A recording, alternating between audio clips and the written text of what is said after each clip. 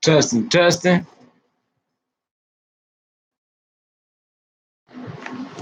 Want to see if y'all can hear me.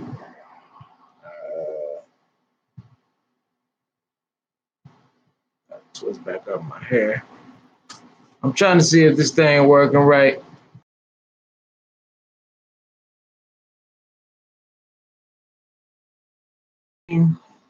Season, new episodes of something different. So I'm gonna update y'all on that show, so we can speak more to the family.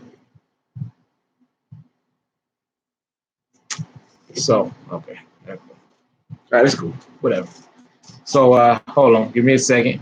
So I'm doing can y'all hear me? Can y'all let me know if y'all can hear me or not? Can you hear me? Can we hear me? Can you hear me? Can you hear me? Let me know if you can hear me. I want to make sure that y'all can hear me. No, look like y'all look like it's working right.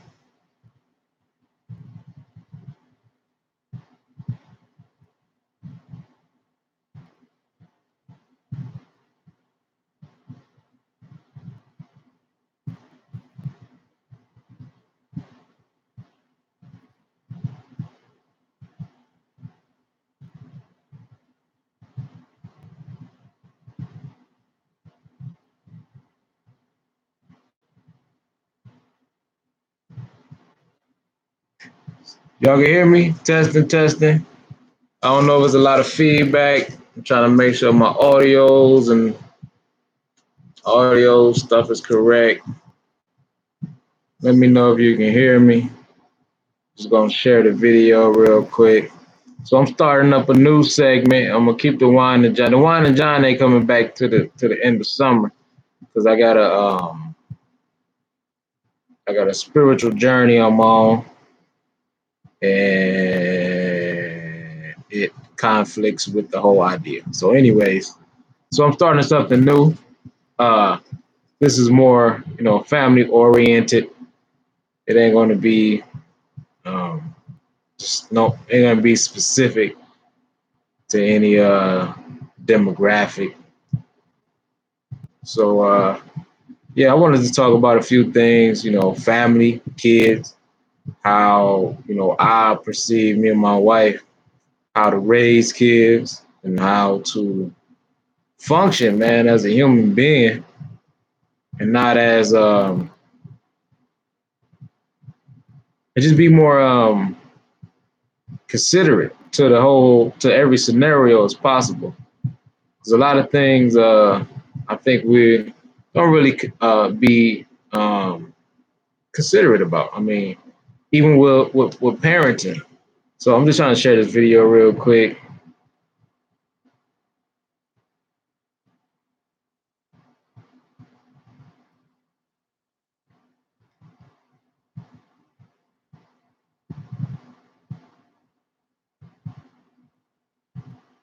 Just trying to share the video real quick. So give me a second, man. I'm going to let me get into it.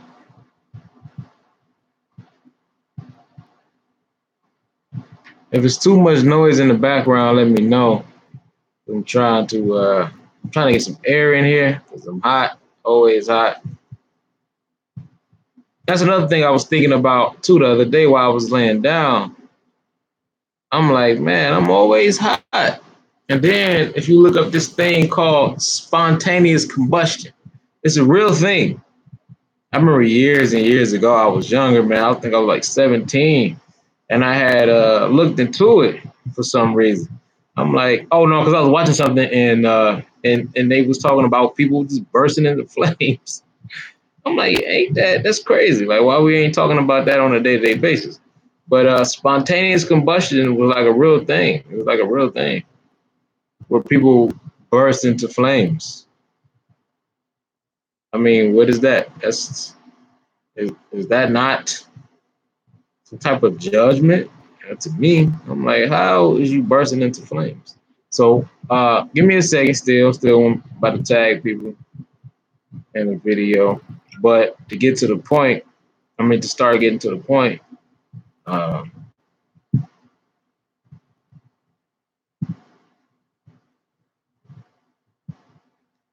uh, Hold on. All right. Just trying to show y'all what we do, and what we do ain't perfect, but we do base our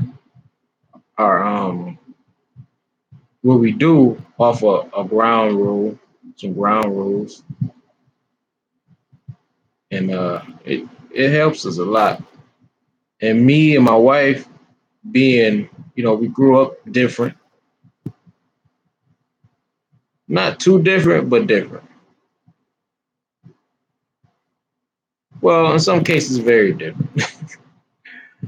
So, we took our experiences from life, and they allow us to be more compassionate when we dealing with our kids, or being more stern when we dealing with our kids, and just trying to be a better parent altogether. I understand that I'm not here to tell you how to be a parent. I just want to share some things with y'all that may not always be thought about, in the moment.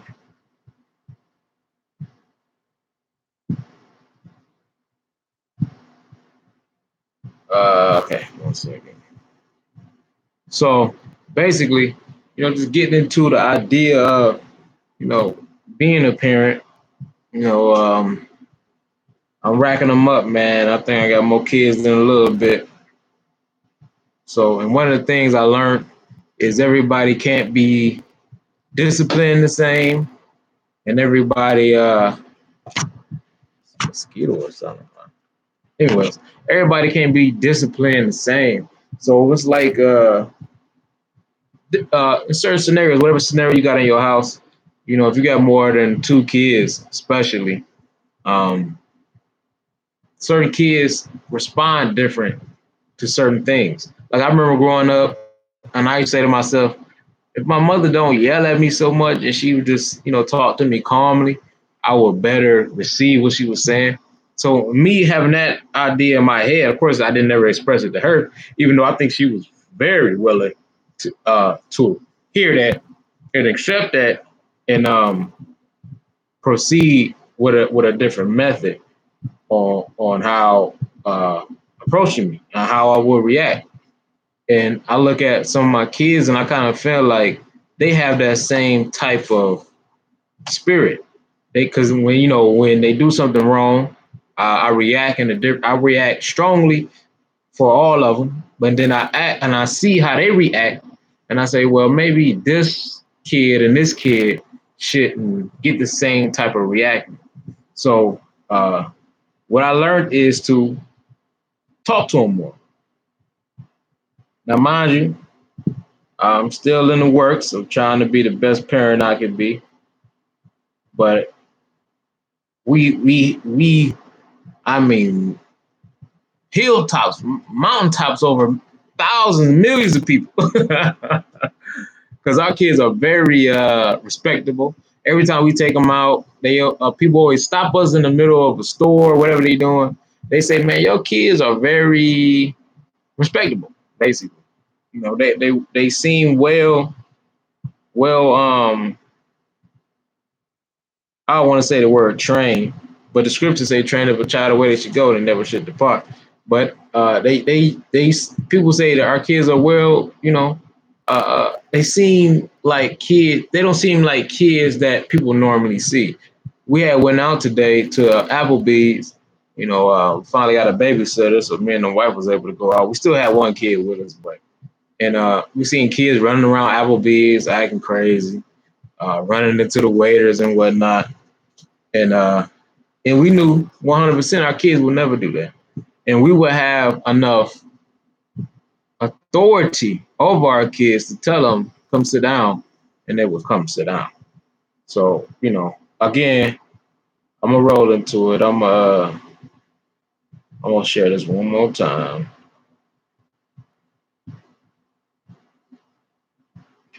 But yeah, like being a better parent, I think the key is just to listen to them. A lot of the kids, man, they just unbelievably uncontrollable.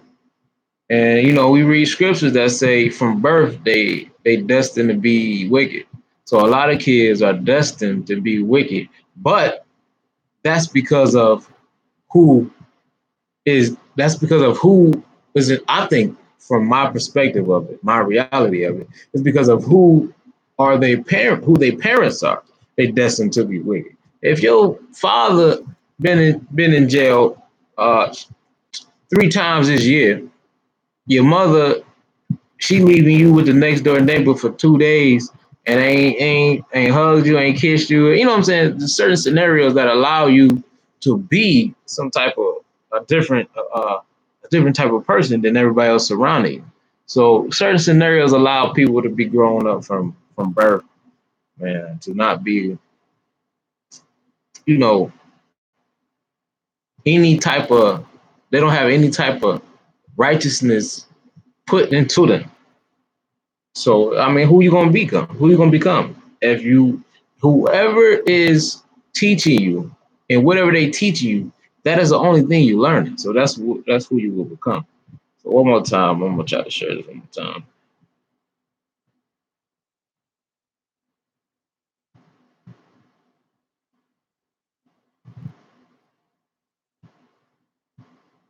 So I'm trying a different way. Uh, I'm trying a different way to go online. I'm doing it from a different browser thing. I don't know if it's working well. So it's a little different. It's not letting me see the things I normally would see. But it seemed like it's online. It seemed like it's working well. So whatever. I think this is better because I got a lot of issues with this laptop, and it's not allowing me to just do basic functions, man. Like I'll be trying to click on something and it just don't work. It send me to another website. It's a lot of pop-ups on there because I'll be watching a lot of. That's what I really feel like it's from that, from going on these websites and watching these movies, and they trying to get their little dime from pirating these movies, and they allow your laptop to be subject to all type of cruelty. So anyway, so back at it, man. The older your kids get, I think the more you should talk to them and try to see exactly where they head at. I got a 12-year-old, I got a 9-year-old. What is it? She'll be 7.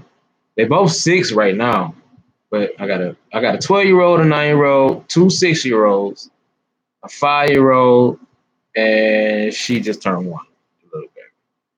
And I'm talking to them more to trying to see exactly how they are, what type of person they are. Like I mentioned, man, I was the type of kid, I would always tell myself this, like, man, if moms talk to me a little, cooler, I will go ahead and be more willing to listen.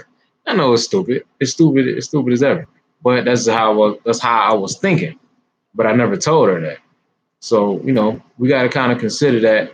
Well, me, I consider that when I talk to my kids, where I'm disciplining them. So I talk to them individually, try to see where they head at, try to see what they own, and it helps me be more. It helps me communicate more with them individually, and not really count them as a group all the time, because I like to kind of group them in and say, well, if all y'all in here tearing up the room, then all y'all are guilty. And that may not be the case.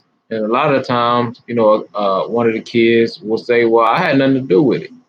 Well, I'm like, well, it looks like you got something to do with it. So, just trying to figure out everybody's personality. So when things in the house happen, you can kind of be a better judge on, you can make better judgments instead of punishing everybody, because I think that's one of our MOs is when one of the kids act up, everybody get a whoop. And that shouldn't be the case, even though that's how, I think the Most High did with us. A few, more than a few of us mess up, and we all get punished. But at the same time, individuals still get a pass. A lot of individuals been getting passes. You look at the prophets, they had more leniency and mercy than most of Israel. So, looking at that and looking at how, how he conduct business and how he treat us. When I say he, I'm talking about the spirit of the Most High. Me, I like to even broaden that out more to say the creator of creation, to give this spirit more power. Because a lot of times when people hear the word he, they kind of feel like they look at a man, then they say he, and they correlate that with the Most High. But I look at it even bigger than that. Shalom, Keith. I look at it even bigger than that, as a spirit, as something that's bigger than being any label. So, with my whole idea on that and listening to, I mean, not listening, but reading and visualizing these things that he's doing to us as a people, he still dealt with us individually. He still looked at us individually and allowed us to make a better decision outside of everybody, what everybody else was doing. Like if you look into the book of Numbers, it was vows you can take that will separate yourself from the rest of Israel. And he will bless you for it. You couldn't drink wine, I think, or eat fish. So it's certain things that we can do to kind of get away from everybody. Like, all right, look, they messing up over there, and I want to be kind of separate from that. So, Father, this is my vow to you to get away from that. So we can go more into that too, man. But yeah, man, it's more on parenting and just being more vocal with our kids. I think we got the discipline, not sparing the rod down pack. I think we got that down pack. I think we have to be more vocal. A lot of the different other nations, well, we're not really the other nations, because if you look at, any country in China or the Middle East or even in Africa, they lay hands. So I think the European nations kind of took it to a whole nother end of it, where they lay hands too, but they are the stereotype is they like to talk more. They're not really, you know, they spare the rod more. But I think we spare the rod a whole bunch less. But having that communication with your kids, I think, is key, because it'll take away a lot of stress too. Because now you're really looking at what exactly they're going through and what they actually dealing with. So, man, talking to your kids, man, I think is one of the key components into building better relationships. A lot of young people, I'm always big on news and big on articles and big on scenarios and big on things that's happening day to day. And with a lot of the younger people, they had kids, and then you hear them killing their kids. They killing them because they had their wits end. They was never taught how to deal properly with anybody. So, and then they take their anger and frustration out, depending on what type of situation they in, abusive relationship, been molested or raped and had a baby, And and then with babies, which people just have to understand, babies don't know how to talk. So it can be they can be have an itch on a bonds, and they're gonna cry about it because they can't express I'm itching. So I mean, it's hard to explain that to somebody, but yeah. So a lot of people don't really understand that patience. We gotta have patience. I think patience is the utmost part of being a parent. Next to patience is communication, being able to talk to your kids, whether we believe it or not, man. I talk to my sons.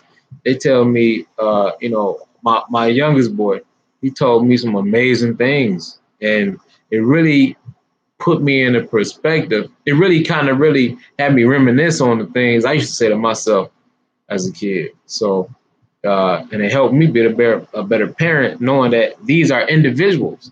Even though we're looking at the kids and we want to just look at them as not being not knowing nothing and not doing this and not being able to do this, but they really can function on a high level. But and a lot of times they fear us more.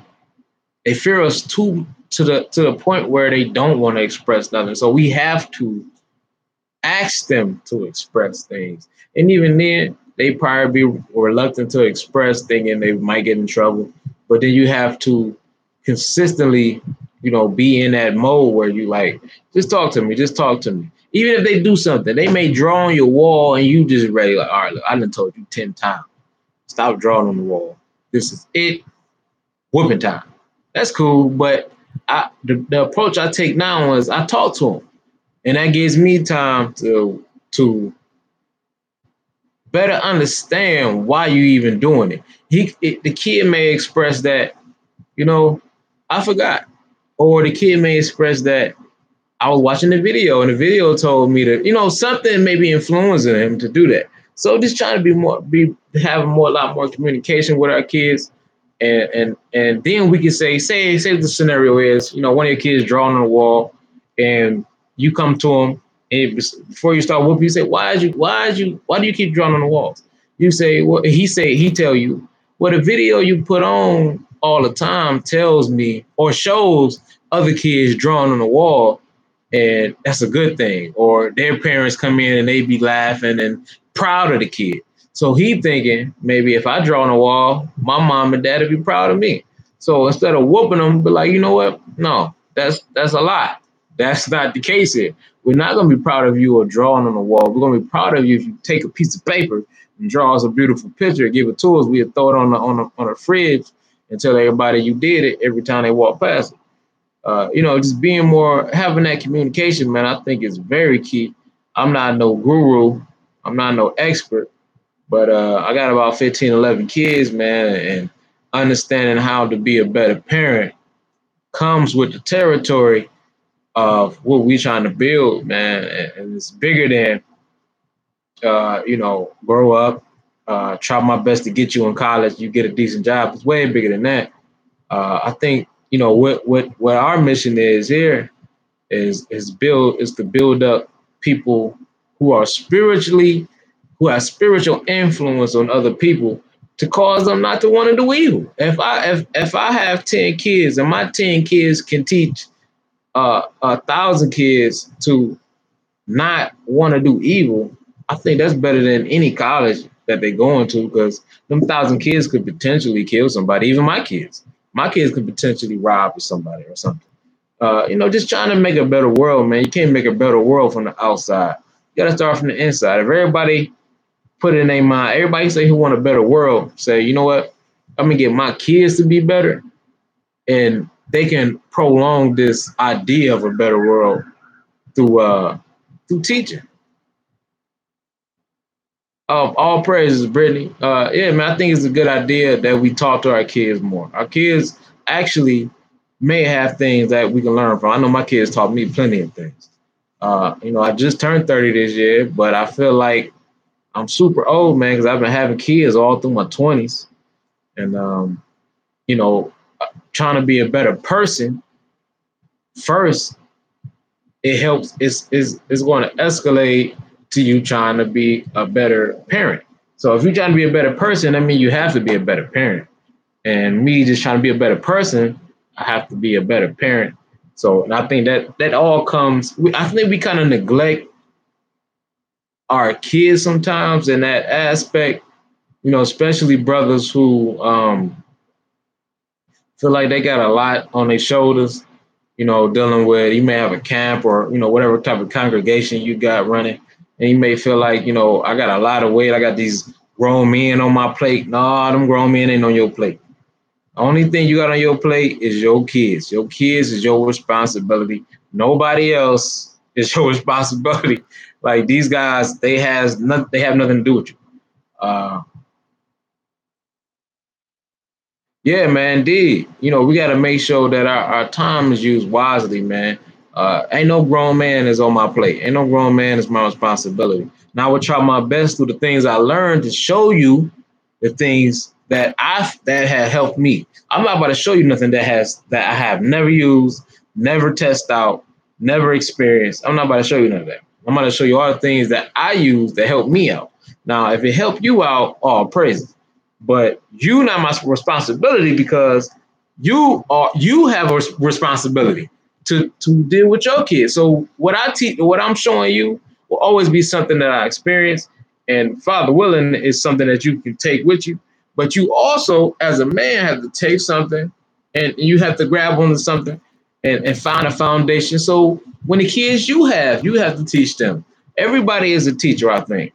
It's no, you know, we read scripture and we say everybody had the gift of teaching. That's teaching on a level of almost academic type teaching. We talking about life lessons. We all are teachers because we all live in life.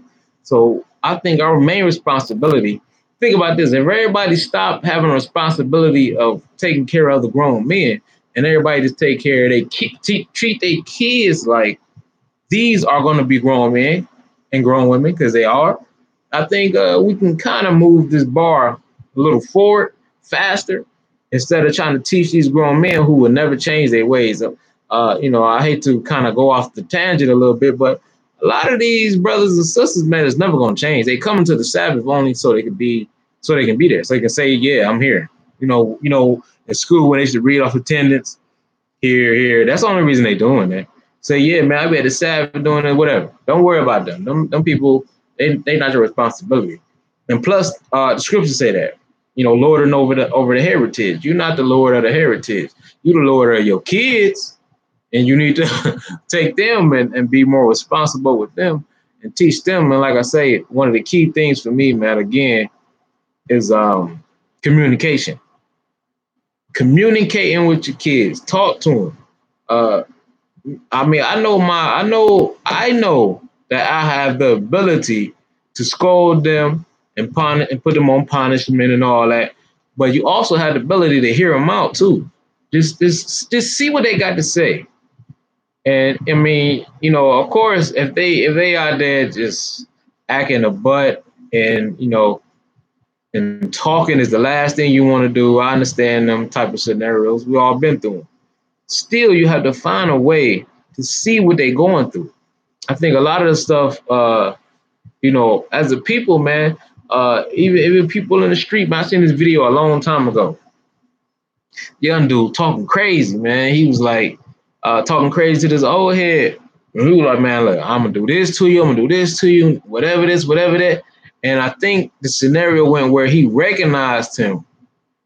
He was like, hey, ain't you such and such grandbaby? And he was like, man, I heard she passed away.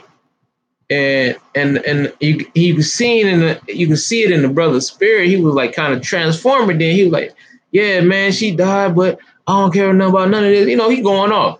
And the man was like, man, listen, man, I love you, brother. I love your grandparent. They was a good people. They was good peoples.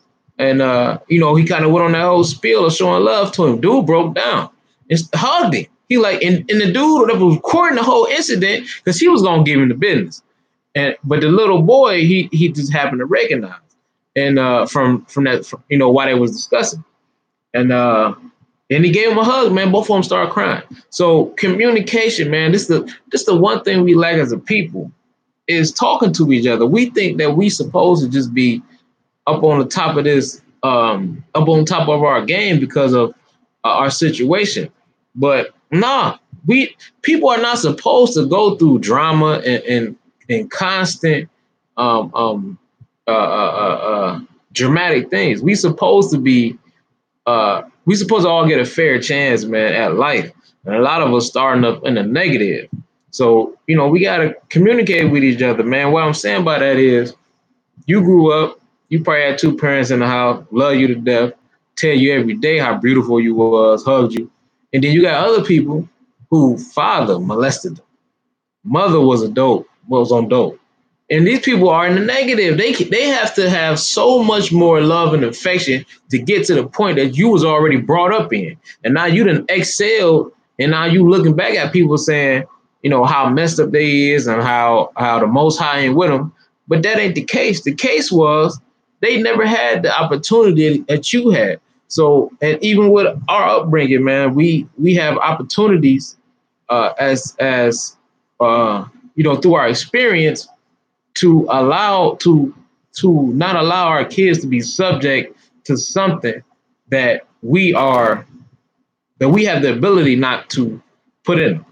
So saying like, okay, you may have been through something, but you overcame it.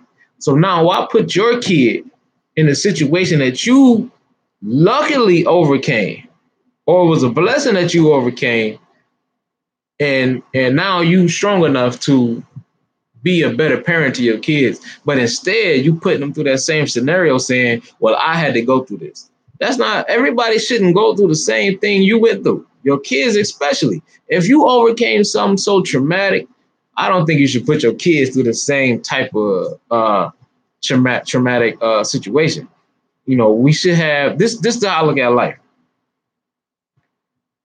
This is how I look at life. Growing up, I learned how to count. Say if I learned how to count to 5, and I have kids. Instead of waiting on my kids to learn how to count to 5, I'm gonna show them how to count to 5. Even though I'm an adult and I have this, I'm gonna show my young kid how to count to 5. So now he's starting off way better than I ever would have started off.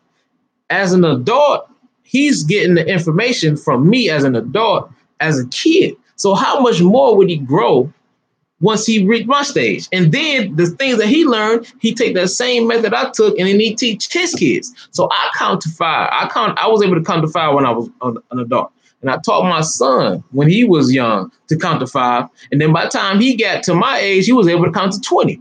So now he take his knowledge and teach his kids how to count to 20.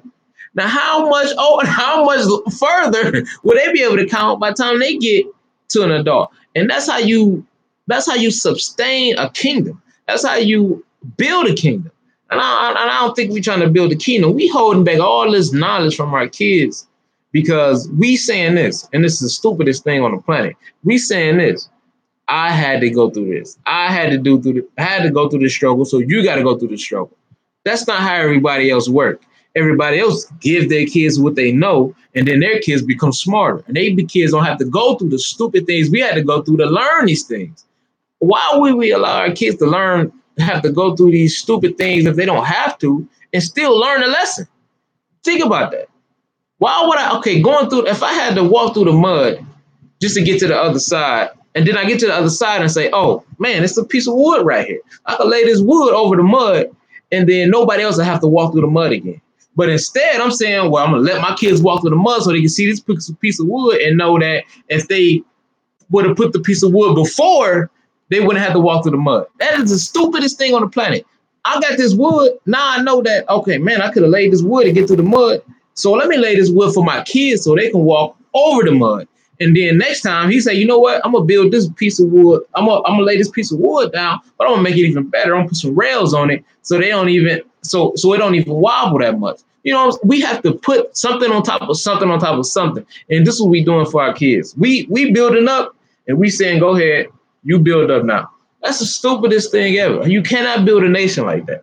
And I think us understanding our history down, understanding who we were and where we fell from, that idea has to die. That's a slave mentality to tell your kids to go through all the struggle you've been through just so you can learn what I learned right now. There's no growth in that. If I say I'm gonna take everything I got and I'm gonna give it to you right now, so by the time you my age, you have 10 to 20 times more, and then your kids will have 10 to 20 times more than the 10 to 20 times more than you had. That's how you build a nation. You can't build a nation by telling our kids to suffer through stupid things that we had to suffer through. I think it's the dumbest thing ever. So at my house, man, my kids is, if it's up to me, they will never go through anything that I've been through if I already have the blueprint to it. Why would I tell my kid that? And it ain't about a lot of us like to say, I mean, I was saying this too a while back, I want my kids to be tough, man, have that tough skin. But the toughness comes from just life experience. You're going to be tough. You cannot avoid life experiences. So we, instead of putting them through this tough grind that they wouldn't necessarily have to go through, we putting them through this grind and they coming out at the other end like, man, I'm exhausted. Ain't you exhausted? I'm exhausted. So why are we putting our kids through the same thing now when they get to this point, now they're exhausted? When if we'd have gave them the things that we know now, they could have learned a whole lot more before they got exhausted. In the same scenario, they use the same method to teach their kids, and this thing can grow, man, unbelievably. And I think a few years, man, our nation can be back on top, where we can be sustain ourselves. And of course, it's easier said than done. It's easier said than done because ain't nobody gonna do it. That's why it's easier said than done. It's not easier said than done because it's really a hard thing. It's because nobody gonna do it. Nobody's going to take the initiative to do it. And that's why I think a lot of people fail to realize, when it comes to scripture, the scriptures say the kingdom is not by observation, meaning it's not going to fall from the sky. And the scripture says in you. So how is it in me? But my idea is it's going to fall from the sky. That's backwards. I'm saying Christ's going to come and establish his kingdom, but it's said that the kingdom is in you and it's not going to come by observation. I mean, we're not going to just observe this platter being laid, but we saying we're going to wait and not do nothing until Christ comes. It's a backwards idea, man. It doesn't make any sense. When have the platter been laid so plainly for our people? Never.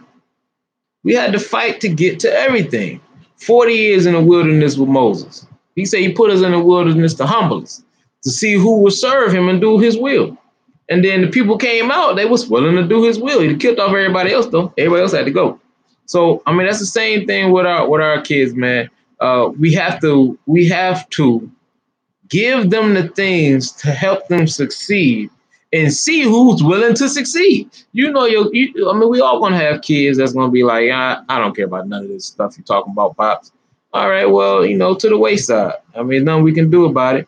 You pray for that kid. You still gotta love them. You still gotta help them in need. But it's just the kingdom is not within that the individual. But we have to give our kids better foundation, man. We didn't establish a foundation for ourselves, and we looking at our kids and telling them to establish a foundation. That is the stupidest, dumbest, hatefulest thing anybody could do to their kids, is establish a ground, a foundation to build a house. Say our idea is to build this castle. And we done started the foundation, man, got the basement finished. And then we telling our kids, oh, you go start another foundation and start your own basement. And so you can see what I accomplished. That's stupid as hell. So how am I going to finish this castle if I'm telling my kid to go over there and build another foundation for another castle? That makes no sense. We have to lay the foundation and tell our kids, hey, son, I started this thing, man, go ahead and finish it. I put my hard work in it. And we have to accept this too, that our kids may be smarter than us. I think one of the most idiotic things is when our kids is actually, when you can clearly see that your kid is smarter than you, and you kind of take an approach that you see it, you clearly see it, but then you take the approach of Even though they're smarter than you, you treat them like they dumb. That is stupid.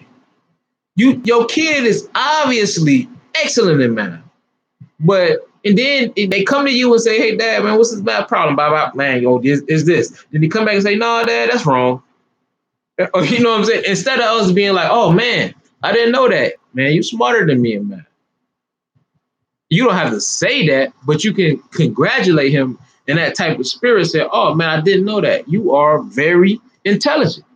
And now their spirits is up like, dang, my dad didn't know this. But, I understand where people come from because they don't want their kids to look down on them. Forget that. Your kids can't look down on you because you stand taller than them, not physically, but spiritually. You taller than them spiritually. We have to allow our kids, if they end up being smarter than us from the jump, to be smarter than us. How do you think you're the smartest person on the planet? You're probably not the smartest person in your house right now. And you might have to accept that. You might have to accept that your 15-year-old is way smarter than you. But that's not to take away from you. That's to build on you. So now this foundation that you made, your son can probably build 10 more floors now.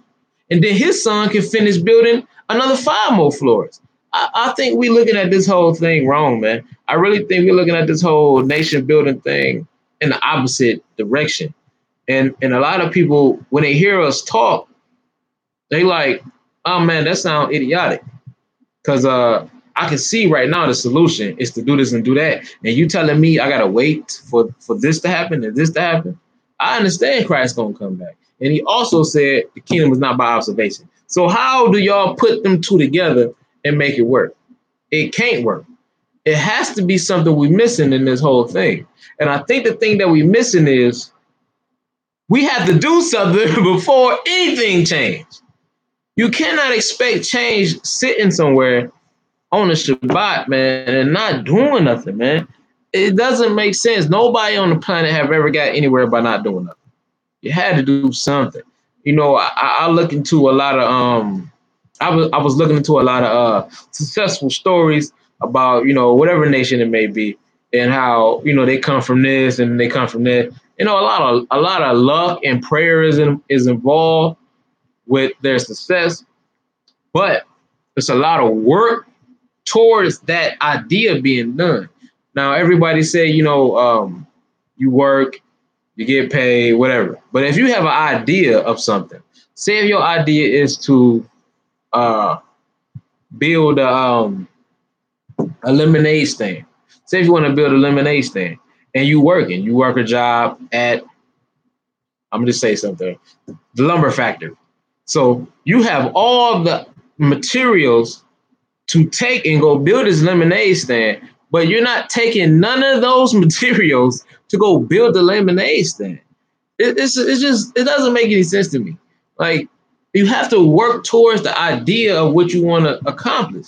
And then when your kids come to you say, hey, Dad, I got this perfect idea to accomplish this goal that you've been talking about and you ain't doing nothing about. And they give you the blueprint and it's perfect, but you tell them to fall back because you feel like you got the spiritual authority over them. No, that's stupid.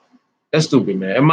In my eyes, my reality is stupid. It may be perfectly fine, but to me, it's stupid because I think we have some of the smartest kids on this earth, and the smartest kids on this earth is going through adversity, which was even going to make them even smarter. They're going through a natural adversity. It's only natural because of the situation we're in, a natural adversity, and then they overcoming this with all this ability to be this intelligent being, and then we dumb them down with pride. Pride. I think sometimes jealousy. I think sometimes we be jealous of our kids. We be prideful saying our kids can't do certain things. My son can never come to me and say, hey, Dad, I got this great idea to help you cut this lawn a lot easier. I'm going to hear him out. I'm not going to say, you know what, shut up. I'm the dad, you the son. I've been using this lawnmower. Get on this lawnmower. I'm going to say, oh, what's your idea? I'm going to hear him out. Now, if it's an idea, I feel like, okay, now that's not really going to work. But if it's an idea like, that maybe could work, I'm gonna see what we have to have more. Like I say, man. But the main point of this is communication. I think we need to talk more with our kids. Our kids will turn out to be smarter than us because, in a lot of cases, because uh, we we are in this realm of we got all the answers.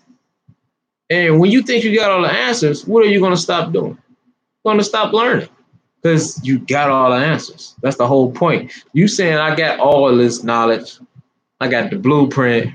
So anything outside of this blueprint you think you got, you're not going to hear about. So if anybody come in from the outside, I'm just talking about family members, your family, your kids. If your son and daughter come in from the outside of that blueprint saying, "Hey, Dad, maybe you should add this to the blueprint," you're like, "No, no, no, no, no, no. That's stupid." Which probably was the most brilliant idea you could never think of.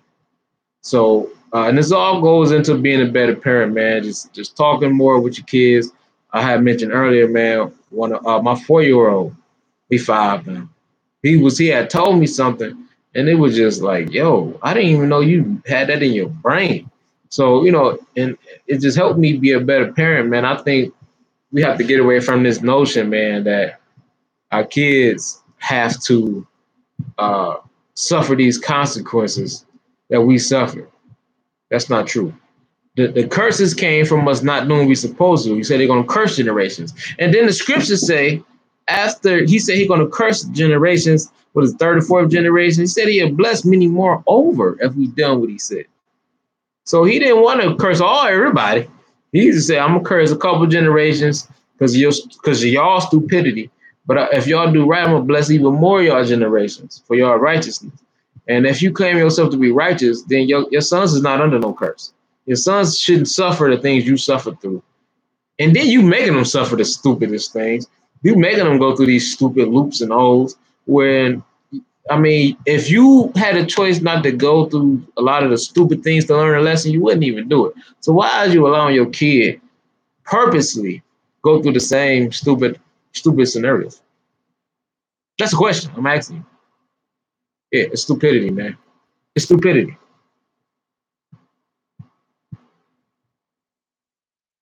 Continue the house, man. Continue the house. And you can't continue. You can continue a house regardless of your ideology. You can continue a house to do stupid, or you continue a house to do righteous. And I think we perpetuating a continual stupefying, if you will, of our kids, man. We allowing our kids to just be stupid on top of stupid, and it's purposely done. I'm not about to purposely hold my kids back because I feel like I'm the authority in the house. If you come to me with a scripture and it's like, Dad, you know what you've been preaching? This right here cut all that to pieces. You got to start all over, Dad, because this right here is deep. I'm gonna look at that and say, son, that's deep. Come on, me and you. We about to sit down. We about to reevaluate this whole thing, me and you. And we're gonna come to a conclusion. And if we can't come to a conclusion, we're going to hold on to this foundation first until we can completely come with something tangible that can totally knock us out of the park. But I'm not about to say, son, no, shut up. You're an idiot. I've been learning this from my elders, and my elders was Moses. He was Moses himself in the flesh reincarnated. Boy, you better go. That's not gonna happen. It's not gonna happen, man. That's how we holding each other back. A sister had posted up that a lot of our people is too religious, man. We beyond too religious. We almost cultish in a lot of scenarios. We have to come back to earth, man. I had to and I never was big on following people. I've always been a leader my whole life. I remember when I was younger, man, I was starting up gangs. I was doing all that. I was a leader though. So I always had this in me to be a leader, so to speak. Not a teacher, but a leader. And then when I was looking around, man, I'm doing what I think is the Most High's will. And I'm looking around and people are like, oh yeah, do this now, do this now, do this now, follow this now, follow this now. I'm like, I wasn't doing that before. And the Most High was able to talk to me. Why? Let me talk to the Most High. Then when I find myself talking to the Most High, he's saying, no, get away from him. Get away from them because they ain't telling you, they taking you off your mission. So your mission from your generic mission, your general mission, your default mission is to teach your kids and make sure they be smarter than you. That's your default mission. You cannot have the king in the kingdom don't want everybody around him dumb. The king in the kingdom want people to be smarter than him. They come to him and consult with him so he can make better decisions. He don't want a kingdom full of dumb people. And then when something happens, don't know everybody walking like, who wants that? Same thing with my house, man. I want my kids to be smarter than me. I want them to come to me, hey, say, hey, dad, I got a better idea to help mom. I got a better idea to help you. Okay, give me them ideas. Oh man, that's a brilliant idea. Boy, you smart. You sure is smart. That's what I want. And I think that's how the kingdom, that's any kingdom is ran. Every king or queen, whatever you want to call them, any leader, any president, have people around them smarter than him. Always. And that's how you run a kingdom. But and that's how you should be a parent. Make sure your kids are smarter than you. Because you're still gonna be their parent forever. Indeed, that you're gonna be their parent forever. So make sure your kids are smarter than you, and that way they can help you. And when it's time for you to make better decisions, you can call somebody and have people to lean on. Because I think in the way the world is going, friends is not really friends. Family is not really family. So you have to kind of mold your intermediate house, the people that's right there with you, into a kingdom. Mold your own house into a kingdom, how a kingdom is established, and you will be okay.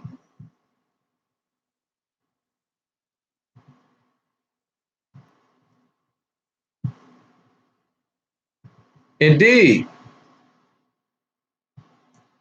Indeed, bro. We brought out Psalms 127. We have to have our kids, man, have this.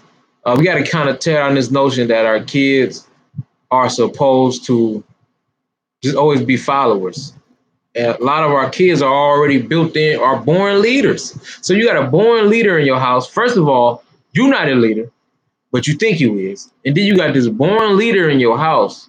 And by you thinking you have all authority and have all this go-to knowledge from the Most High, so you already count yourself up high, and then your son proves to be a true leader, you ain't even allowing him to take his his natural responsibility in this walk and for our people. He could bring out something, or not just bring out something, because we can read scriptures all day, and if you're not acting on them, it's nothing. But he can show forth something that can help the whole entire nation.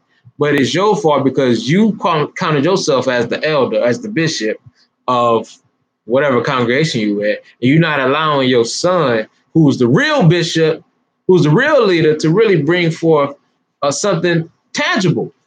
Think about this. There's people around the world now, man. I talk to a lot of people who dealing with certain scenarios, man, that try to better the world. So I had researched this company called, forgive me, I forget the name, Safe or something. They in Africa. He built a car off of radio frequencies. So his car built off of radio frequencies will not, it never will cut off. It's forever on. Your radio is forever on. It's an antenna attached to it. Even though you might get a staticky feedback, the radio is forever on. So he built these cars that run off of radio frequency. They're out now. You can go check them out. Matter of fact, let me see if I get the article for you, but I'm gonna still talk about it. They out now. They in Africa. You can, if you was in Africa, you can go purchase one of these vehicles. I'm sure they top notch dollar bill, but that's because of the scenario. Here you go. Safe. If I'm saying that right, it's spelled SAITH technology. Technologies. Okay, and let me see exactly where he at. Real quick. Mm, uh. Oh man, I can't read that. I don't know where this guy at. I don't know where this guy at. He's somewhere in. Africa. It's a. I'm gonna spell it out. I'm gonna spell his name. Okay, Zimbabwe. It started in Zimbabwe first, but his name. I'm gonna spell out his first name. S-A Sangulani. And the only reason I'm bringing this out is because this guy created vehicles, driving cars off of radio frequencies. So this is something tangible. So say if your kid is able to, say if your kid thought of that idea first, and he came to you, said, "Dad, look what I built. Look at this thing I made. This can help all our people out." And you saying, "No, no, no, that is not where that at." What y'all say when it ain't? When you can't see it in the script, what y'all say? Uh, where that at in the Bible? Whatever, however y'all say it. I don't know how to say it. So, anyways, so you telling him where that at? Where that in the scripts? I can't see that in the Bible. And he like, "Oh no, Dad, this is something that it was in me, man. The idea came to me, and I made it. And look at this toy car I created, Dad. That's driving off a radio frequency. It will never cut off."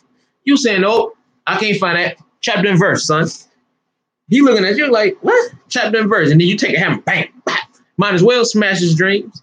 So you smash your son's dreams because he is not falling in the line of what you think the Most High is how the Most High is helping us overcome.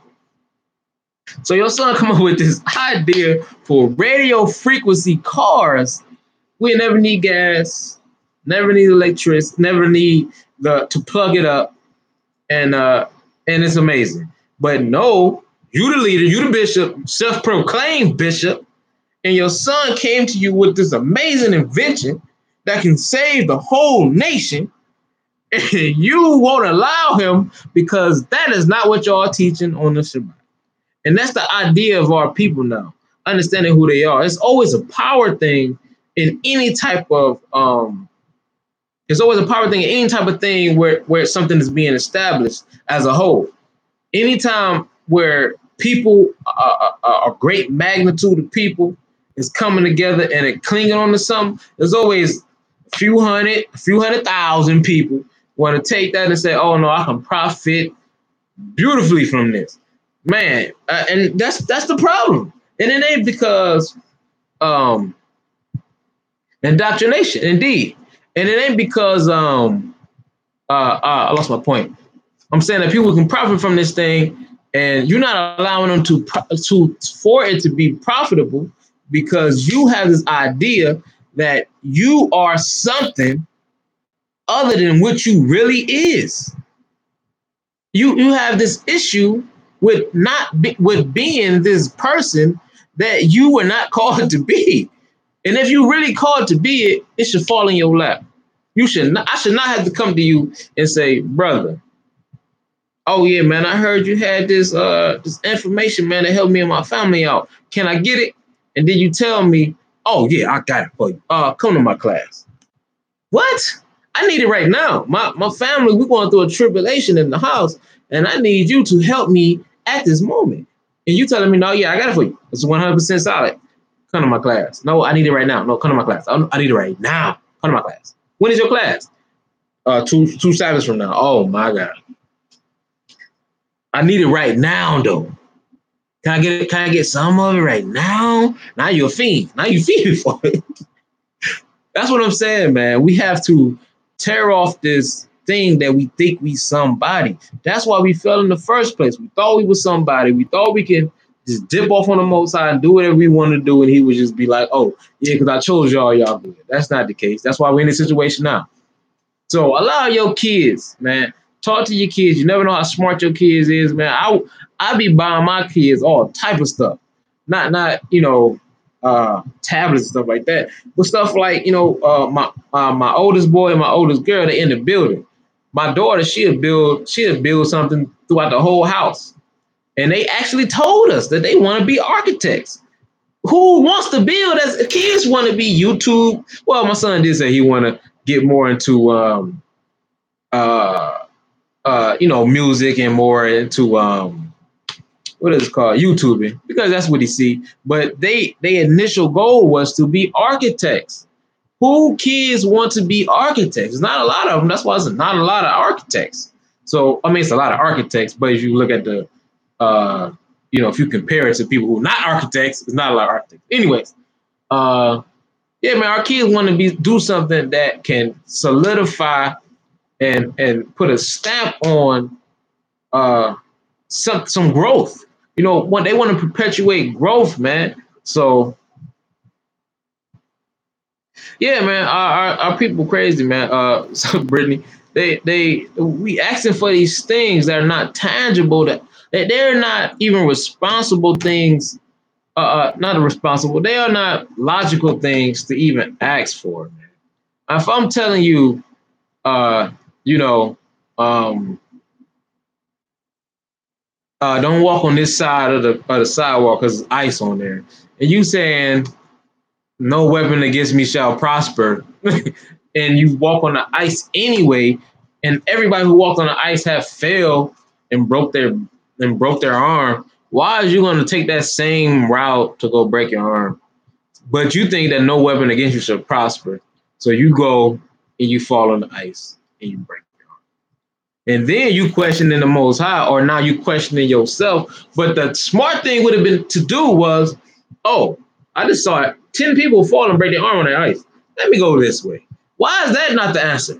Why is it, oh, the Most High is going to float me over all this stuff? What prophet or what teacher, what evangelist that we can read about didn't get hurt in a situation, or didn't face something that was near death, or something that put him in a situation? What prophet? Everybody faced something. So why all of a sudden we get to this point, we almost at the end of this thing, and everybody's invisible? How is that possible? When we read where it's gonna come to a point where it's gonna be worse, it's gonna be a worse period of time than it ever have been. All of a sudden, you invincible in a situation where the scripture says it's gonna be the worst that it ever have been ever. That makes sense to me. I think a lot of y'all are just in La La Land, man. La La Land, living in Wakanda. Y'all living in Wakanda, man. Get out of Wakanda. T'Challa is not real. He's not gonna save you. You need to get out of Wakanda and come to Earth. We're in Earth. Help us. We need you. You too busy in this comic book world, man. It's nothing going to save you if you're not putting forth the effort to be saved. Okay, if we're drowning, and okay, this thing, you're drowning, and you take no attempt to stay up on the water. You can't swim, but you take no attempt to stay above the water, so you don't go down as fast. I think the idea is if you're flapping around, you drown, but you're just gonna sit there and just sink like a rock. That's the idea we taking. We drowning, and we saying, I'm not gonna attempt to try to stay above this water. I'm not gonna drown. I'm gonna just wait till somebody comes save me. No, the further you go down, the harder it is for you to be saved. So even if you can't swim, flap for your life. Try to stay above the water as much as you can. That way, somebody can get to you and actually even see that you drown. If you just jump in the water, oh no, I can't swim, but I believe the Most High is gonna save me from this. Just floating down, and I'm just whatever. That's not the case, man. That's not the case. That's not the case. Scripture say He took us by the hand, and we disrespected Him. So now you on your own. There's going to be miracles done. Miracles happen all the time.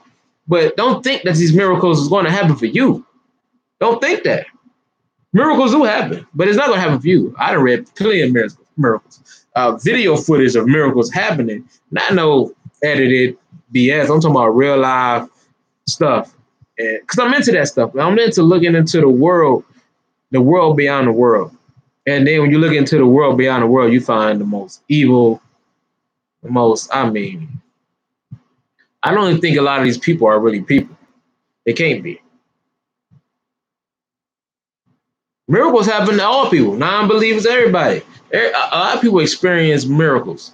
And then when they experience it, what happens to the non-believer? He becomes a believer. Now he becomes stone cold believer. He's so hard on believing this, he become almost a burden to some people who believe. Like, or who don't believe because he can't even teach them. It's hard for me to show you the miracle that happened to me. All I can do now is accept that miracle that happened to me and be a light to people without trying to force it on people. I think we are a miracle. Think about our situation. Think about our people that came over here, that died on the way here. They say 99 million. Anytime they give you a number, it's either way higher or way lower. I don't trust nothing. So anytime when they say 99 million people died, I'm thinking 200 million people died. I'm thinking 300 million people died. So, and then I look at that number. Then they talk about slavery, how many people died and how long we've been in slavery. I'm saying we should not be here. I should not be on YouTube on a live video. We should not be we should not be basketball players. We should not be nothing. But for some reason, we still here. That's a miracle. That's the miracle that's the scariest miracle because they tried to get rid of us. They plan was to get rid of us. I'll tell you, I read a lot. I research a lot. I get into a lot of stuff, and I get into a lot of stuff. But the thing about me is, I have to go back and find this thing so you can research it yourself. But look it up. If I'm not mistaken, it was a Jefferson brother sent it to me. It was a one of the presidents. It was one of the president's advisors or something. But he was saying in this article, I'm gonna say it, y'all look it up, man. He was saying in this article, matter of fact, I'm gonna hit the brother up and see if I can get it again. He was saying in this article that they try everything to us. And the more things they done to us, the more we started to multiply. Like they would beat us, kill us, hang us, stop certain people from having babies, or whatever the case. Everything they done to us. This is in their memoirs and memos to send to other camps and other governments and other whatever other regions of the planet. They would say Kissinger. I don't know. It wasn't Kissinger, if I'm not mistaken. It wasn't him. That's not ringing the bell. But I'm gonna get it. I'm gonna get it though. And whatever this advisor was saying, everything we doing to these people is not working. He said, actually, it has to be something. This is what he's saying in his own writings. It has. And then this guy's traveling. He's a part of all this affliction. He said it has to be something spiritual because they are becoming stronger and more. They're multiplying. They're becoming more powerful. He said whatever we doing to them is has a reverse effect on what we plan on happening. So that is a miracle in itself. And they know this thing and they know this type of stuff. And this is the thing too that kills me. It kills me. And the reason why it kills me because it kind of put us in a dormant state of mind, the state of mind that we in. Okay, and a lot of brothers research these things and they see all this information and they say, oh yeah, we is a miracle people. And that puts we have zero control to deliver ourselves out of. When it's like almost dire, he like, okay, let me help these people. When we was from Egypt, how was we gonna get over the sea? It wasn't gonna happen. We had to have a miracle that come help us over the sea. And if you look up, oh man, I forgot that too. But anyways, if you look up them find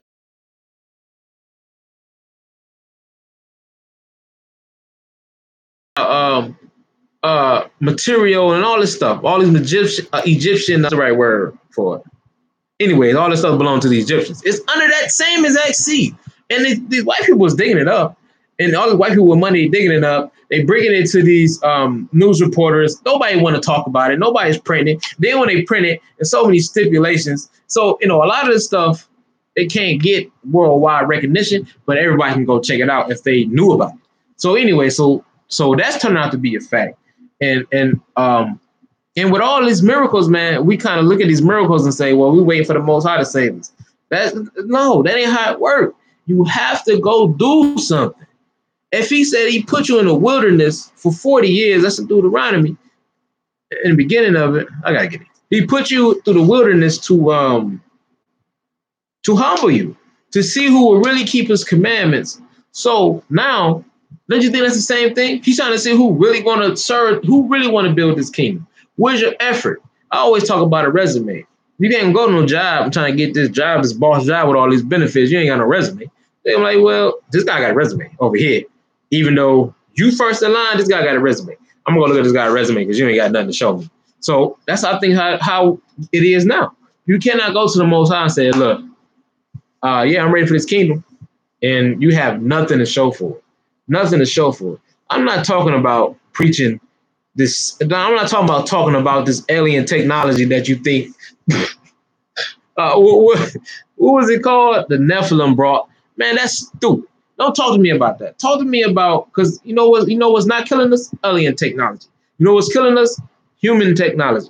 Talk to me about that. Don't talk to me about these things that I can't not grab onto. It's all this stuff is good, and understand knowing this stuff is cool. You know, I was big on. You know, I believe in a lot of this things still. But I was big on like the Giants. I was big on the Nephilim. But then I sat back and said, what the hell is that doing for me right now? That's not doing nothing for me. I still have to work. I still have to feed these people, my kids. I still have to do all this effort and work to try to sustain my life. And me learning about the Nephilim and the Illuminati is not going to happen.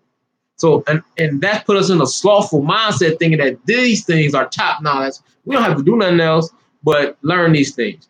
And then the worst thing you can do is put that same idea in your kids. Because now you're perpetuating this thing that we just sit around, wait for the Most High to come. He's going to save us from these things that we actually can get up and walk away from. This don't make no sense. I never seen that in scripture. I never seen where the person was able to leave this situation by their own and the Most High came. The Most High came when you were not able to do it. He said he's not going to put you in a situation that you can't handle. So I'm asking y'all, is we in a situation that we can handle or we can't handle? The solution for cop killings is all the brothers with all these credentials. They've been in the army. They got all this. I'm gonna lack for words. I need a dictionary. But they have all this know-how how to secure areas, perimeters, and all this. The solution: get all them brothers who want to do that and have them do it. It's brothers who want to do it now, but everybody looking at them when they go do it. Oh, these niggas evil. These niggas the devil. I seen a video, man. These brothers walking around. They was talking crazy, but I don't give no damns. Listen, I'd rather you talk crazy, because this is the thing. This is the thing about our people. We so soft. We soft in this aspect. We see videos of people killing us. Then the brother come out and say, anybody kill my people, I'm going to kill them. Then we say, nigga, what you talking about? Stop that. That's the stupidest shit ever. Oh, excuse my language. Sorry. That's the stupidest thing ever. If these people want to secure this area, secure it. I would love for 40 brothers to walk around my neighborhood, say, you know what, we're going to police this neighborhood, make sure nobody come in that looks suspicious, or make sure nobody walking around here that live here that looks suspicious. We checking everything. Anytime you walking, all right, what's up? What you on tonight? Oh, I'm on this. All right, go ahead about your business, bro. But see, that's the solution to that. But is that something we can't handle? Of course we can handle. But is the Most High, is that a situation where people want it to be done? Of course not.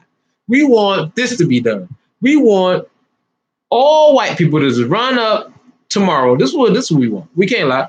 Everybody wants this. We want all white people to run up right now and say, we're sorry for everything we done to you. Shake our hand and here's $20,000 for your family.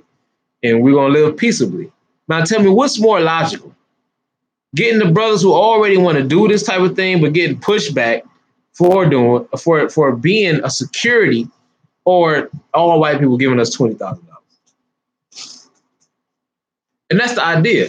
That may not be the specific idea, but that's the idea. We looking for this. We actually looking for the white man to save us. Shalom, Flashy. Let's get into it, man.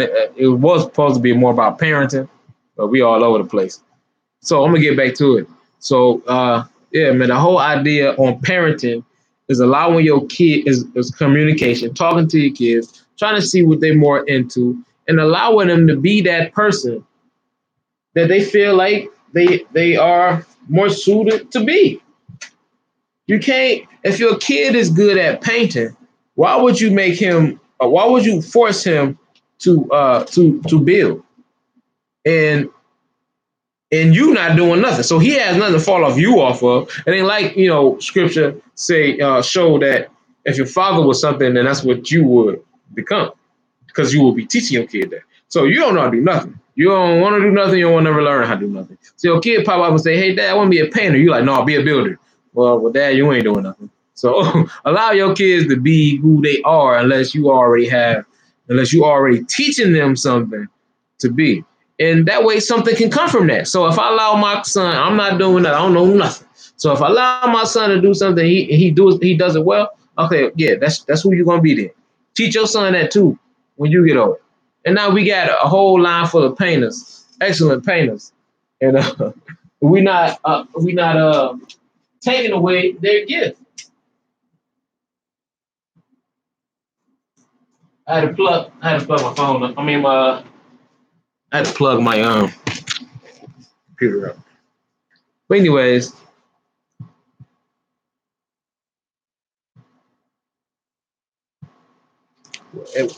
somebody said, a brother said, "What if married to a heathen and they trying to get your children to go off?" Well, honestly, I have no answer for that. I don't know. I mean, if they want your kids to go off, uh, only thing you can do is try to put your kids on. I think that the thing that's more powerful will take because I'm in a bind between good and evil. I think we're all in a bind between good and evil. So we can't really get away from it. It's perfect in our household for our kids in that scenario because we are two people who want our kids to be righteous. Well, yeah, man. If you married another nation, that's just your trial you have to deal with, and that's just something you have to deal with sincerely, and that's just gonna be your mission, your life mission. I mean, you're just gonna have to sacrifice your time and effort to make sure your kids is on point. It's the toughest thing in the world, man. I can't say it's easy. It's not even easy being in a household with two people with their head who idea is to teach the kids the scripture.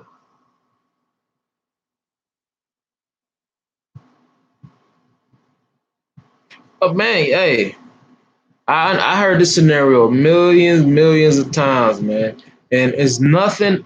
Is I'll try to find the right things to say.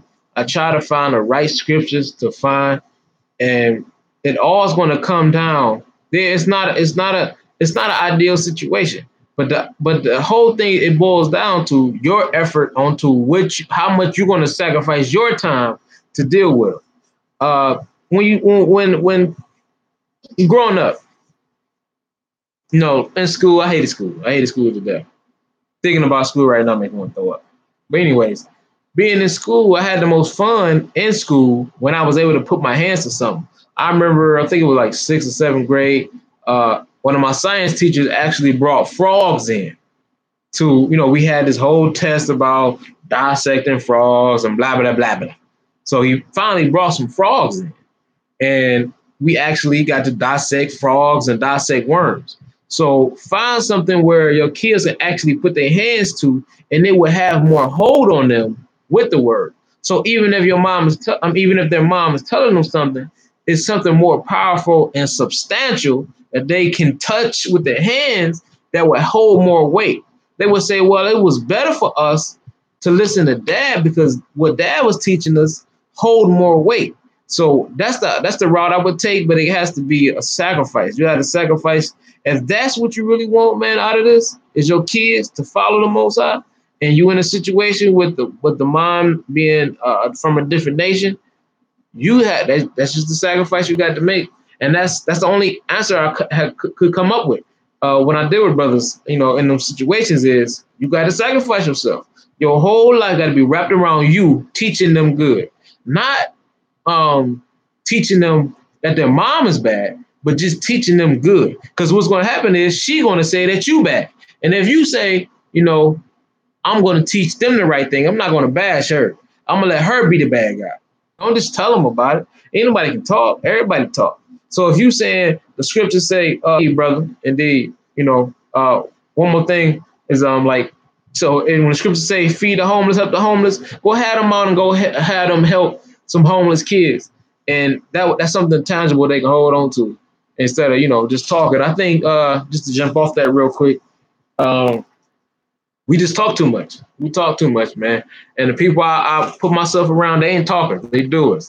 They do it, man. They about action, and I praise the Most High for them because they're about action. I want to surround myself around people who want to do something. Not everybody want to talk, man. Everybody want to talk. Everybody talk their head off.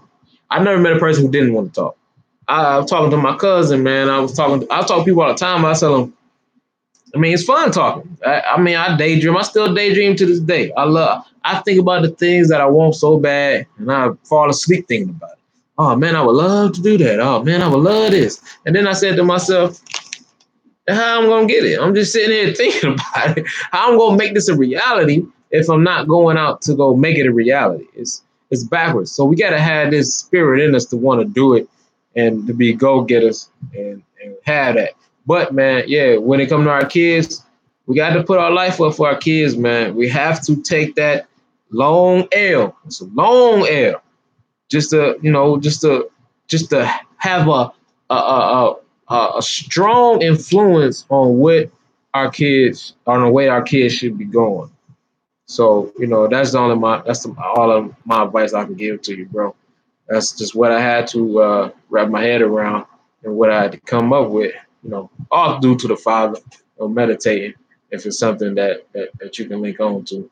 But yeah, man, I'm gonna go ahead and wrap it up because I've been on here what an hour 22 minutes. So yeah, man, when it comes to the kids, winning your wife over with the scripts, like again, man, it's the same thing. We have to be that light.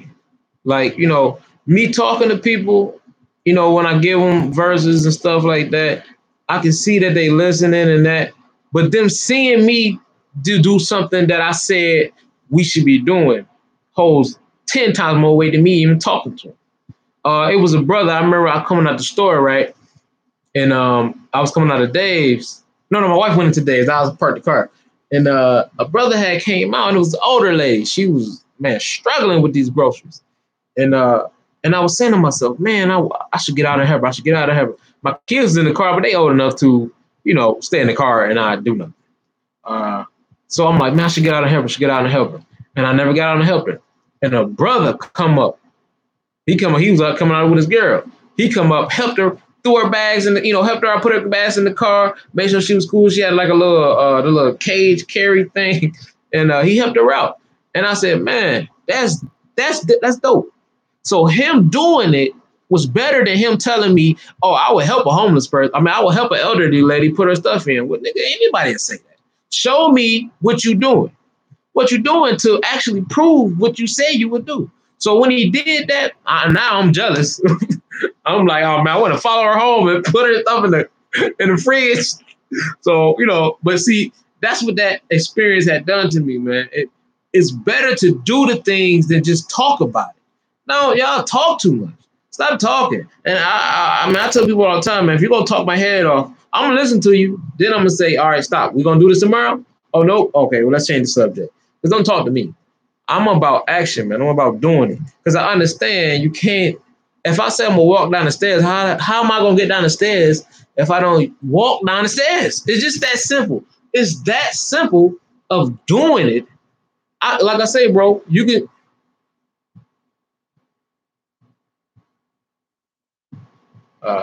But, yeah, she used to be. Well, man, Christianity, man, from if she in Christianity, then I mean the simple things will work with her. She already if she's in Christianity, she has some type of respect for the Bible. So you gotta, still let your actions weigh heavier than what you saying. If you telling her about Christmas, that you gotta make sure you ain't around that stuff. Just something simple like that. But I don't know any specifics, of course, but whatever you showing her, whatever you want to show her.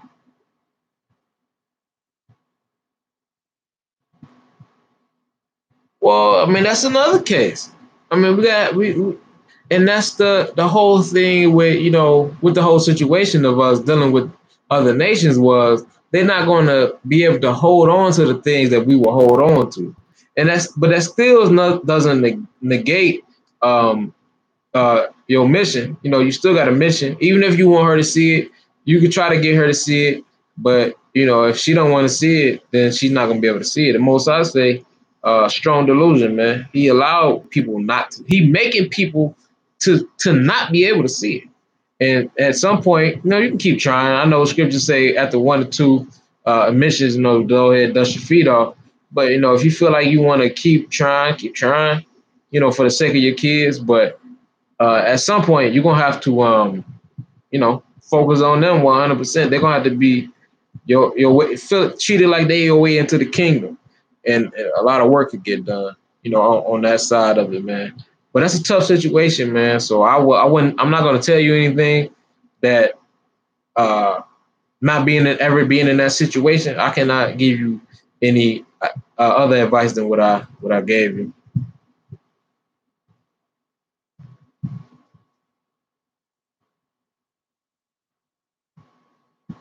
Shalom, shalom, glory be to the Most High.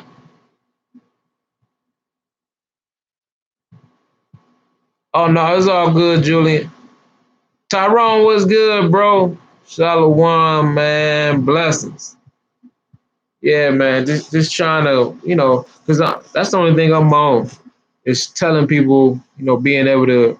If I got the experience, I'm gonna say what I've been through. I can't tell you to run no football plays if all you ever play with basketball plays. I can't tell you to do that. That's something you never done. Or you know what I'm saying? Or I can't tell you about basketball plays if all I play was football. I don't know nothing about that. So, I can't really put myself in them shoes, but I can give you the best advice from my standpoint. So don't take me for nothing. Meditate on everything you gotta meditate on. I ain't got no answers for nothing. So I'm just trying my best. We all trying our best. And again, like I said, I'm gonna wrap it up. I've been on here about an hour and 30 minutes. But again, man, when it comes to the kids, communication. Talk to your kids. I don't care how old they is. 2 years old, just sit them down and be like, yo, what you doing? What you plan on doing today? Or what you was thinking about just now? Of course, they're gonna be like, I don't know. They do that all the time. But still, do it. Do it occasionally, man. Stop. We have to be. The scriptures say a living sacrifice. We have to be a living sacrifice for our kids too. We have to. Indeed, Jacob. Indeed, bro. They need the time more than money. Because, if your idea is to have your kids to be successful in that aspect of life, to make money, the things the knowledge we give them, they can turn that into revenue. But yeah, man, it's better to spend time with your family instead of giving them money, and not being there. If you want to give them money and be there, that's even better. But if you have no money to give, being there, I'm telling you, man, it's better than anything. Uh, Picking them up, having fun. My kids can't get everything they want, but I chase them around the house as much as I can. They beg me for it. They don't beg me for the new game that just came out. They say, "Hey, Dad, can you play that game where you chase us around the house?"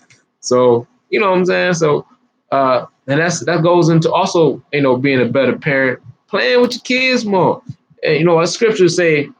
Oh man, they be killing me with this one. Scriptures say in Sirach, y'all gotta forgive me because I ain't got none of the stuff written down.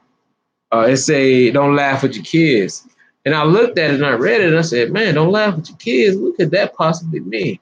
It's saying, to me, it's saying when your kids is clearly out of order and doing something disrespectful and you laughing at it, like how when some parents, I never did it. My kids don't even cuss. Well, not that I know of. But anyways, some parents will say, some kids would say B word or the D word, whatever. And the parents would laugh. And I think that's the problem. Because now you're saying that's okay. So now when they doing it everywhere now you want to be mad and pop them in the mouth. It's too late. You failed that mission because you laughed at them for 5 years. So now it's over. How are you going to stop them from cussing at you now? So that's what that scripture is saying. If y'all ever come across it, it's saying don't laugh at your kids. It's saying to me, my reality, you can see it a different way. But it says, to me, when they in trouble, when they obviously are doing something out of order, don't laugh and play with them. But you gotta you know it's out of order and it's maybe funny for that moment, but you gotta crack down on them. You can't allow yourself to let them think that's is okay. Uh,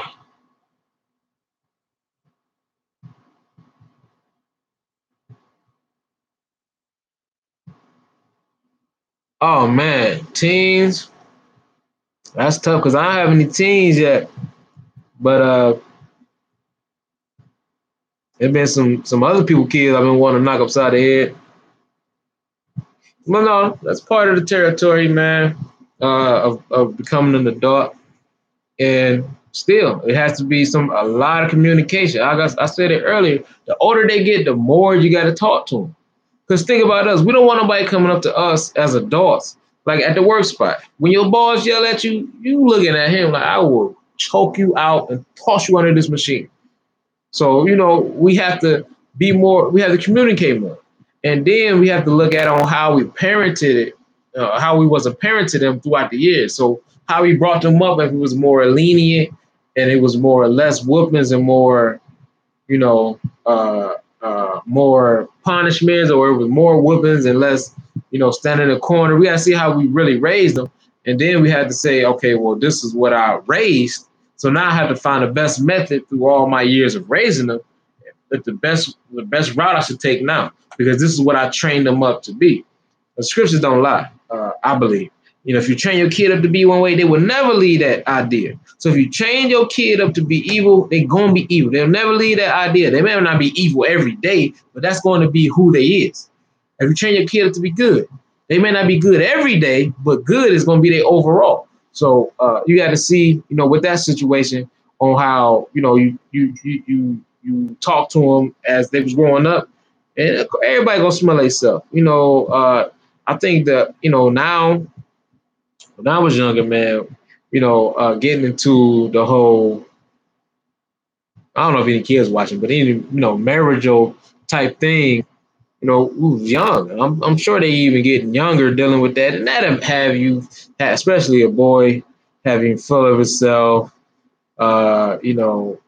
Dealing with this whole girlfriend boyfriend thing, have them really feeling themselves. So you gotta look at that too. Talk to them about that. I remember my mom tried to talk to me. Of course, it was super embarrassing. I didn't want to talk to her about it. But the idea that she cared enough to, come to me and try to counsel me in some type of way. So, I mean, be that light. We have to be that light. Of course, we want our kids.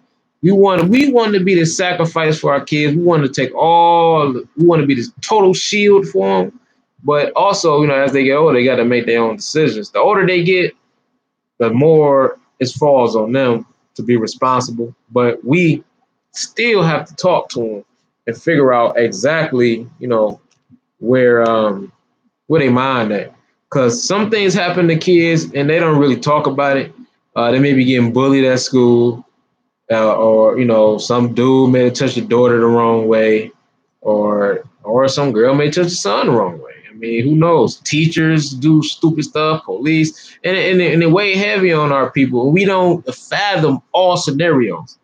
So, when you're talking to them, think of any possible thing that could have ever happened and just try to see where they at, but not on one occasion. This has to be a sacrifice, a life sacrifice for our kids. If we believe a kingdom gonna come, a kingdom ain't coming through us. Because we too full of it. We too full of the bull crap. All we want to do is talk. We about to be the old heads. We was laughing at the old heads because all they did was talk.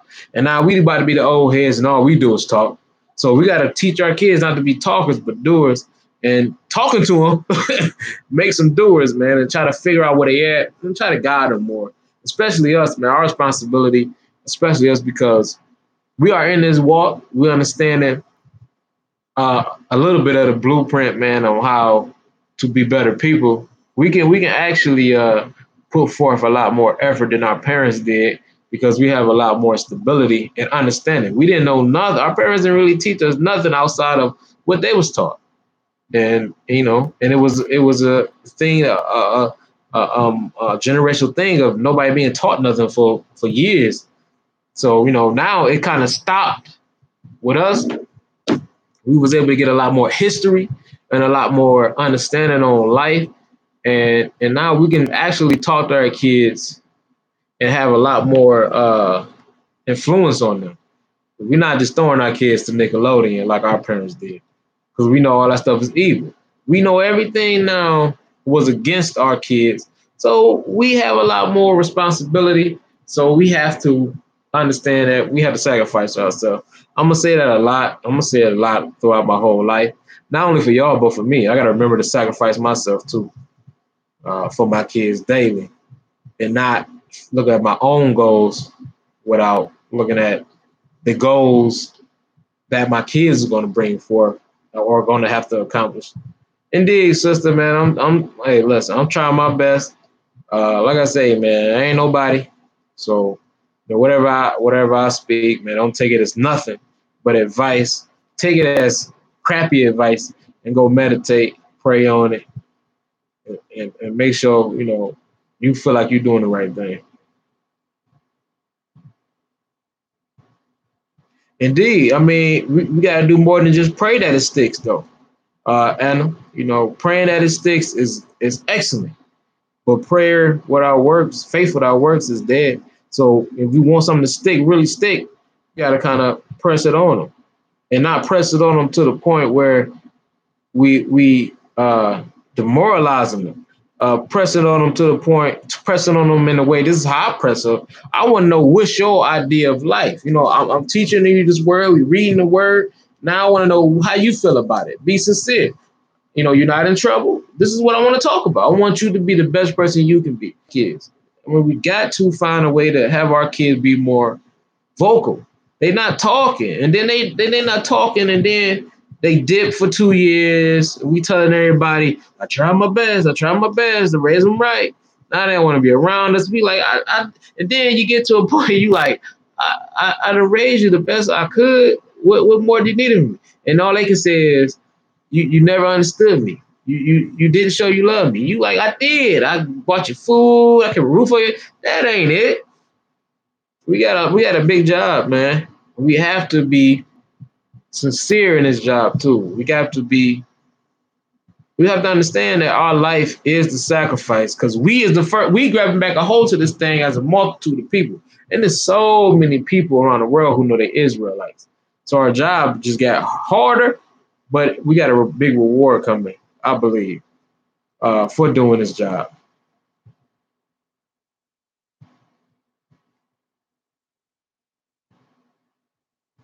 Indeed, we still got grandfathers, Jacob, that had that walked or talked the walk, walked the talk.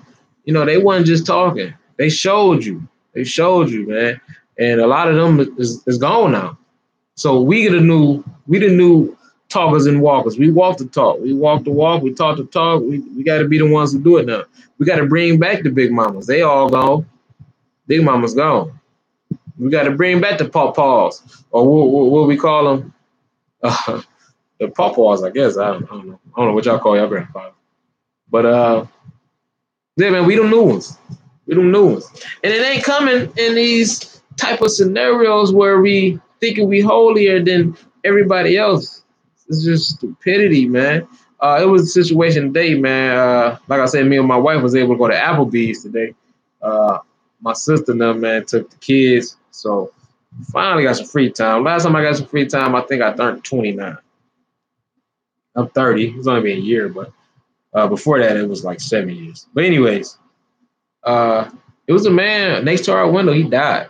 He died. It was a weird conversation, right? Just jump from Applebee's to somebody dying, but he died. I watched it. He was in a car. They called the ambulance, pulled him out the car. They doing the CPR. He was gone. No movement. He's gone. He's done. And they put him in a truck, and I know they were like trying to resuscitate him and everything, but yeah, he died. I believe he died because his eyes. You I don't know if anybody ever seen anybody who passed away, but that look, it's like a look that they can see you, but it's soulless. He was gone. That's not no heart. That's not no I'm having a hard time breathing look. It's nobody there type look. So they threw him in the ambulance. He's right there next to her. I mean, literally, not even not even 6 feet away. So we saw the whole thing. We was the closest people to him, and outside of the paramedics and his girl. And yeah, he passed away, man. And looking at that and seeing that, I'm like, man, you can be gone overnight. You never know what might happen.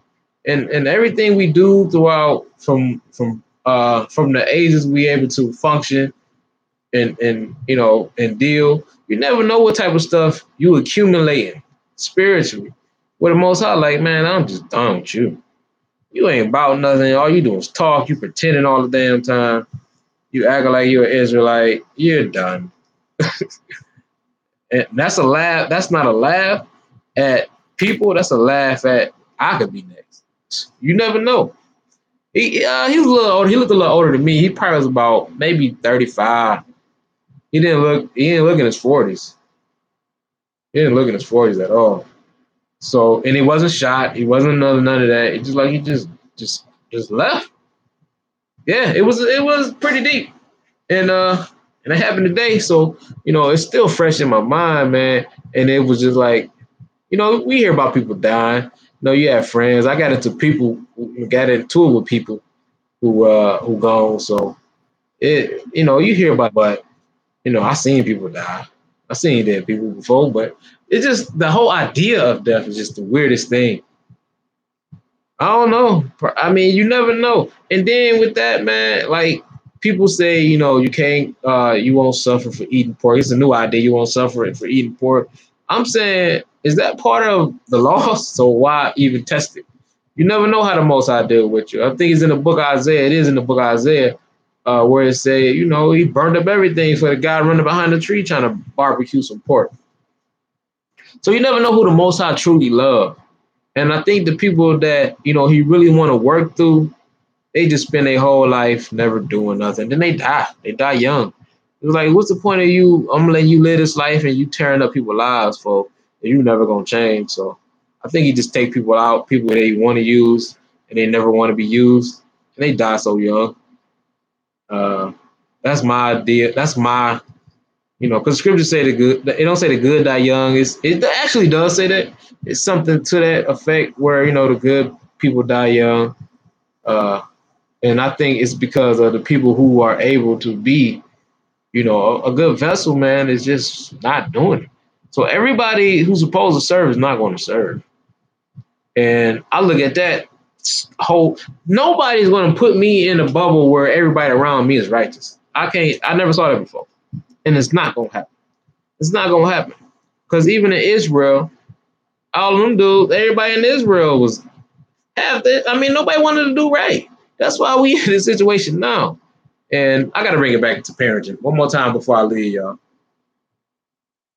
But again, so I'm gonna say the other stuff for another episode. But what is the episode called again? I forgot. I had to change it to something else. I had to take it off of Wine and John.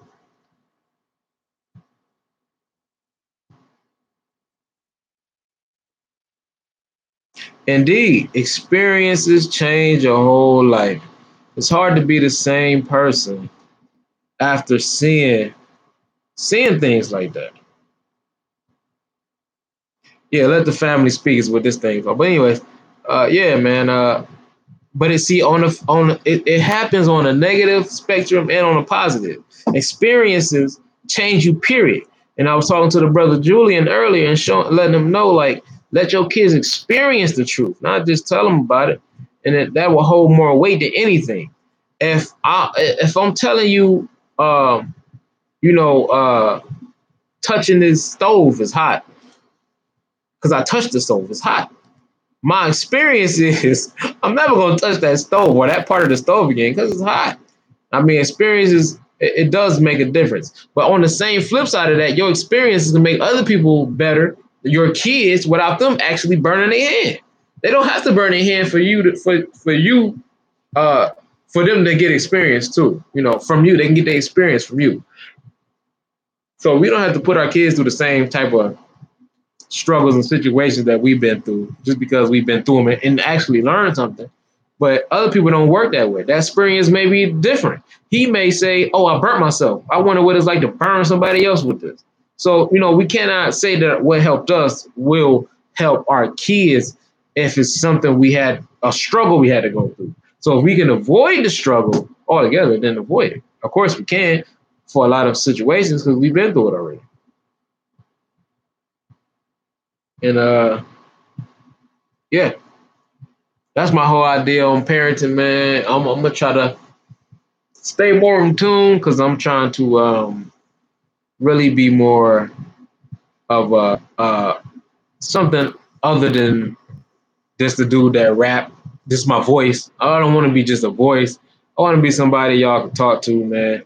So y'all can see that I'm not nobody. So when y'all listen to my music, y'all just appreciate what I'm trying to do. Not putting me up on this pedestal that I don't belong. So that's my idea. I just haven't been doing it. And I'm on this weight loss game. Weight loss game? Is that a thing?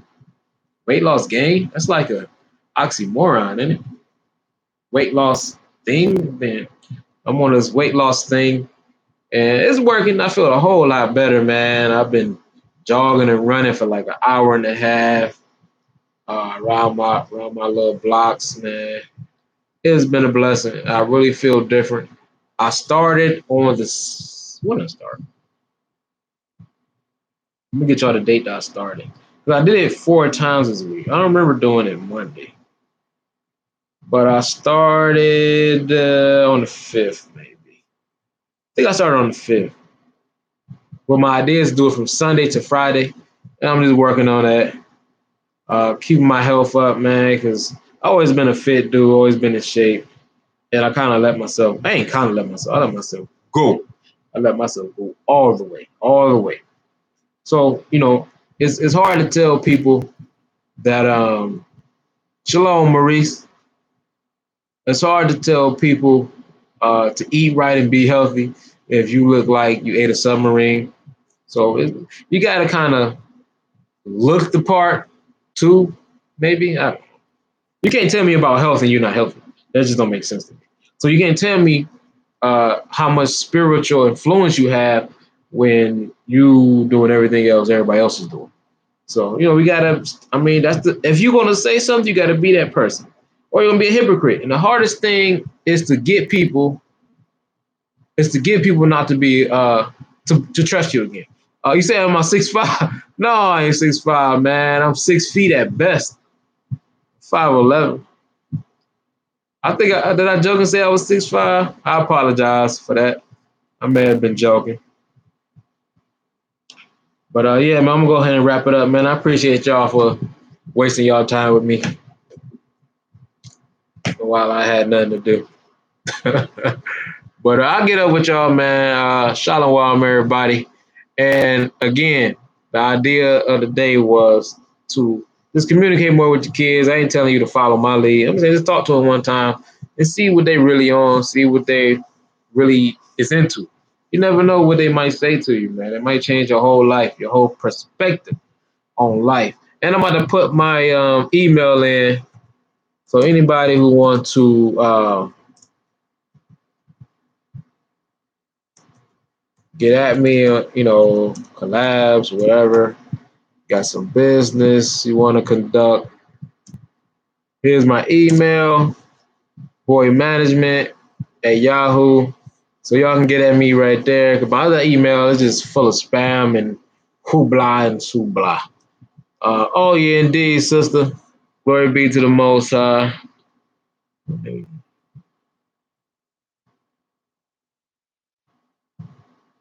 Oh, I appreciate that. I appreciate that.